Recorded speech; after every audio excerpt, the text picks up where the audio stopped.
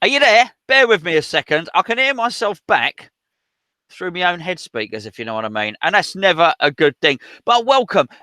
It's all going on. Earlier on, I spoke to Geo. Geo messaged me and mentioned about the Gomez stuff, mentioned about the Joan Jordan, as his name is. And since then, it's moved on again. Let's deal with the first thing first here, which is the most recent stuff, which is apparently, according to Sky Sports News, and it's that journalist Carve Solikol, he's tweeted, and then it's subsequently been followed up by Sky Sports News, that Issa Diop is subject to a £45 million bid plus one player from Manchester United. Man U want Issa Diop, basically. The story's moving so quickly. This is probably going to change as we're talking about it on air now. But I wanted to give you all a chance to have your say. Gio's done a video earlier on today with Charlie, and it's even changed since then. So, well, I want to hear Gio's opinion on it. What do you know, Gio, about this Diop saga? Just what's come out, really, I suppose, about the £45 million plus a player. It doesn't say which player, which is a massive thing, really. When you look at a Man U squad, there's one or two players you look at and think, well, in mind him, there's also one or two players you look at and you think, no way do I want to see him at West Ham. So the A player is very good or bad. But it's when I did the Gomez video with Charlie earlier, I said what put me off the Gomez bid thing is the source, because the 4-0 source was Spain, Diop, France, Anderson, Italy, Balbuena, South America. And now this Diop one is, again, Sky Sports. They're actually probably the worst source going at the minute. And so I sort of dismiss it a little bit. But, if you take away who the source is, could I believe Man United were going for Diop? Yes, I could. Apparently they wanted Harry Maguire, and he's been labelled up at £19 million. So I can quite understand why they're thinking, actually, best to look elsewhere. And they're looking around clubs outside the top six in the Premier League, thinking, who can we go get? Who's standing out? And they've gone for Diop. I understand that. And I think that gives it an element of truth. Yeah, I think so. Well, listen, we're going to be having a live chat. We're going to be taking your questions and your opinions, more importantly, on all these things. But Gio's going to leave us in a little while. But before he goes, is there anyone, Gio, is this something that we should be looking to do? Should we negotiate? Let's assume that it's true. And if so, what would you be looking to get out of it? Is there a player that would potentially be attractive to you at Manchester United?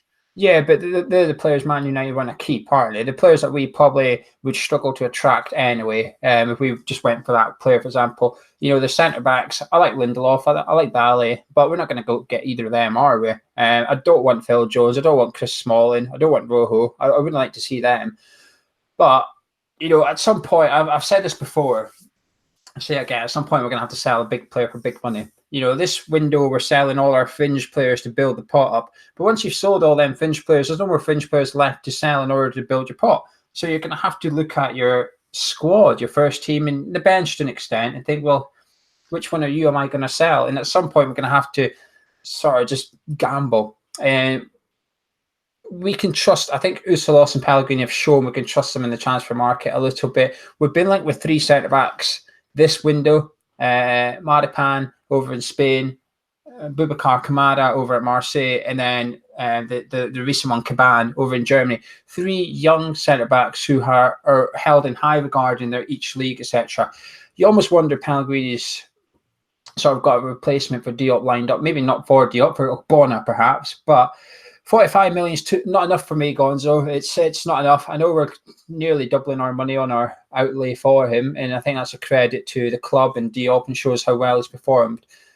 But I'd be disappointed if we took less than 60 million in all this. I think 60 million would be a fair fee, and it would give Pellegrini a lot of money.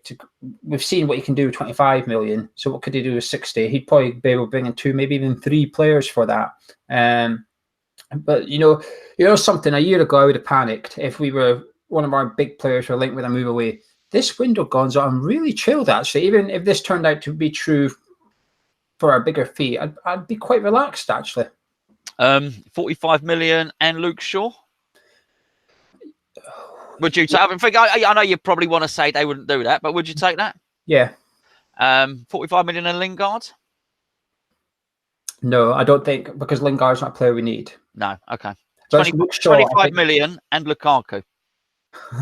No, well, the thing is, part of me says no, and part of me says yes, because he's a good player, but he's one of those like memes now, isn't he? He's one of those players you look at and you think he's crap, but he's also good. You know, I watched him against Scotland the other night, and the ball come into him, just knock it into the back net. He was in the middle of the 6-yarder. It was to his feet, and he kicked off his other leg. You know, how can you do? Then he went and scored 2, but you just thought, like, how have he managed to do that? So he's a good player, Lukaku. But Luke Shaw's a player I really like, and it's a position we really need. So 45 million would allow us to replace Diop and fill out the left back position as well. And suddenly we've got 3 of our back 4 sorted. 15 million and Anthony Martial.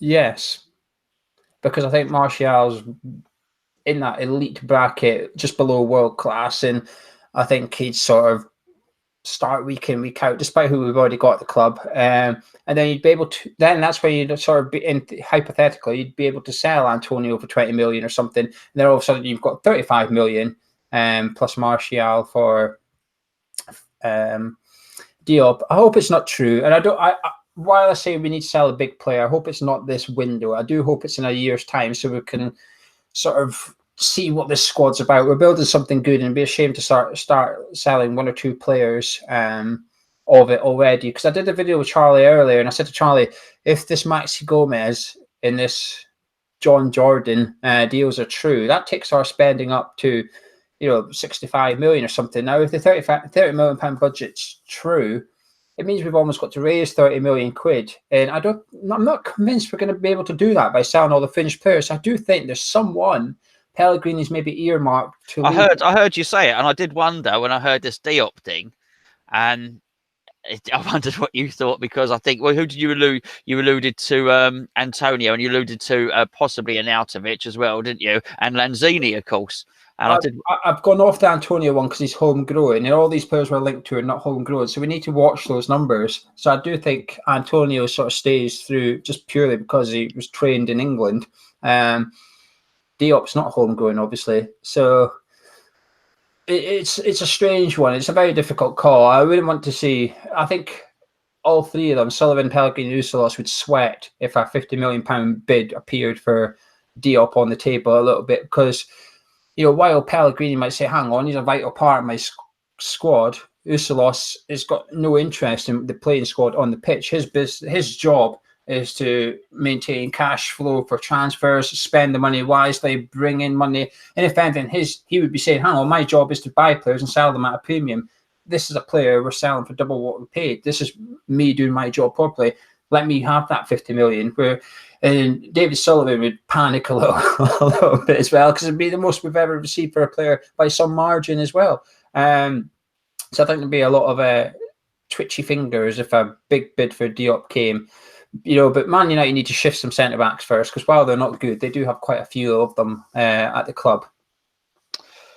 Yeah, it's going to be interesting. I mean, I thought the player thing was quite telling, because if you'd have asked at the start of the season, or the end of last season, should we say, the general consensus was that Man United wanted Wan-Bissaka, that they wanted Declan Rice, and they also wanted Jadon Sancho, and they had 150 to 200 million to spend. Well, that only works if everybody is going to work towards your valuation, which of course immediately Crystal Palace are not working towards that. And I said in one of our videos that they just wouldn't. There's no way they were going to sell Wan-Bissaka for what Man United valued him at, because he's just worth far more than that to Crystal Palace.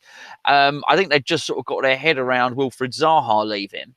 And so the moment that Palace wants 65, 70 million for Wan-Bissaka, then what do you think Borussia Dortmund are going to want for Jadon Sancho? Well, they're going to want 75 million, aren't they? They're going to want a bit more than they got for Pulisic.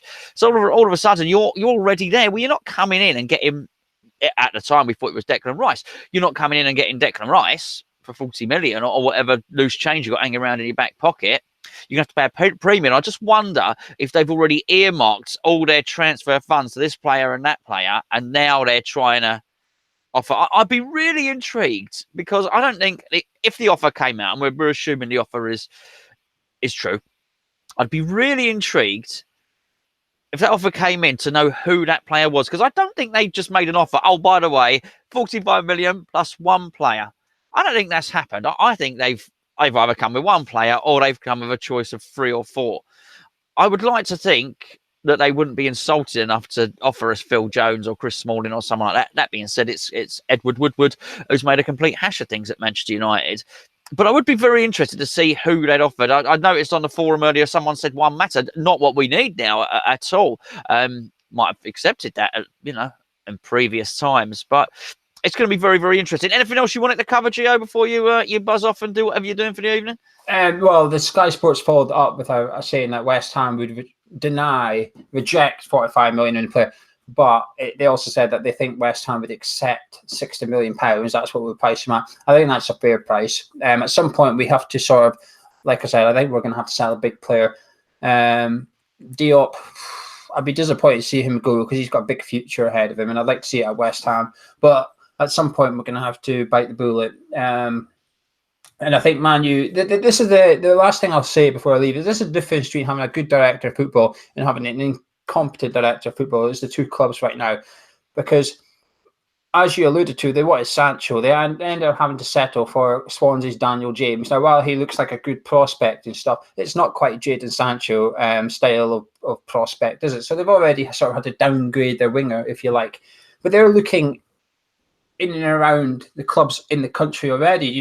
Wan-Bissaka, they're going Crystal Palace's right back, West Ham's defensive midfielder, West Ham's centre back. There's not much adventure there. There's not much creation. There's not much risk taking. They're all pretty safe bets, But this is where our director of football has a bit more knowledge. His network's a bit wider. He's a way to go get cheaper players, arguably better players. Just because I haven't heard of him doesn't mean they're not good enough.